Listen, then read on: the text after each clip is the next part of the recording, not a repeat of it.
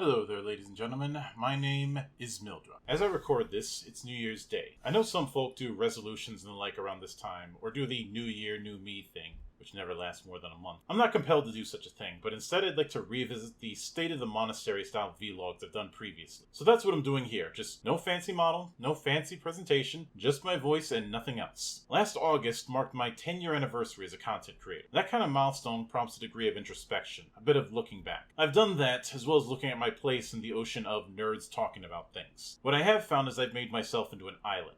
See, a while back I did an interview with Tachyon Blue, and I brought up that during my time with various movements, especially ones that end with gate, my priorities were different than others. I was more invested in things like the Rebuild Initiative and Move the Needle, which were focused on highlighting alternatives, rather than merely calling out the bad actors and politically inclined zombies in entertainment. See, that kind of thing has its place. But even back then, I argued that a balance needs to be had. Otherwise, you have an overemphasis on the negative that poisons the whole well when everyone thinks the negative is all there is. Put another way, it's like indulging in junk food as the sole part of your diet. This is why the words performative cynicism have become part of my lexicon in the monastery. Whenever people talk about the state of certain large names or how nobody's making anything good, yada yada yada, it's only done to signal to the rest of the people who are listening that think similarly, look how much I am one of you.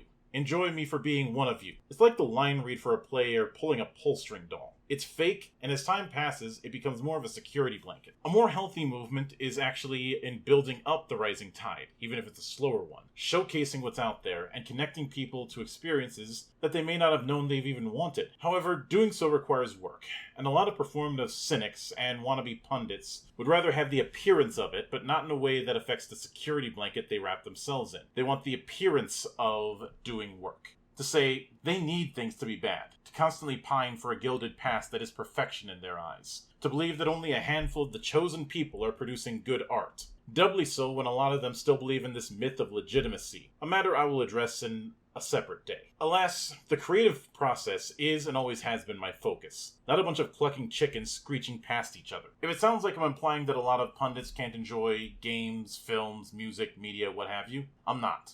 I'm saying it outright. Some of y'all have drowned in fighting the enemy, whom that enemy is doesn't matter, to the point where you forgot what brought you to the damn dance. I didn't. I never forgot that garage energy where I had more passion than sense, where I just wanted to be creative and enjoy the creative process. Because it is the creative process, and the discovery of that, which I have always loved. And I've never stopped loving. It's the love that's at the forefront of the crusade I've been on for the last 10 years. I look at the multitude of works that other people are developing, be it with a full team or with one-man operations. And I feel the same wonder as I did as a child exploring libraries for the first time. There's no shortage of things that are going to be in the way of somebody taking their idea and bringing it to fruition. I have no desire to be another brick in that wall.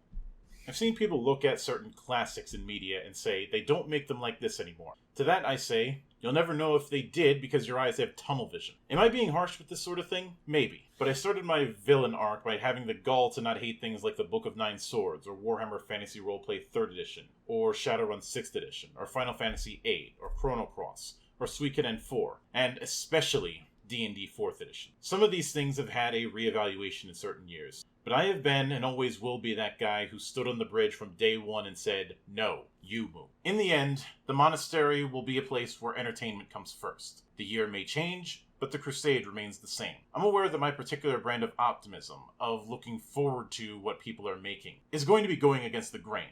But I've been doing that since I started this channel and long before that. That's not changing anytime soon. Stay frosty, everyone. Let's have a happy 2025, whether you want to or not.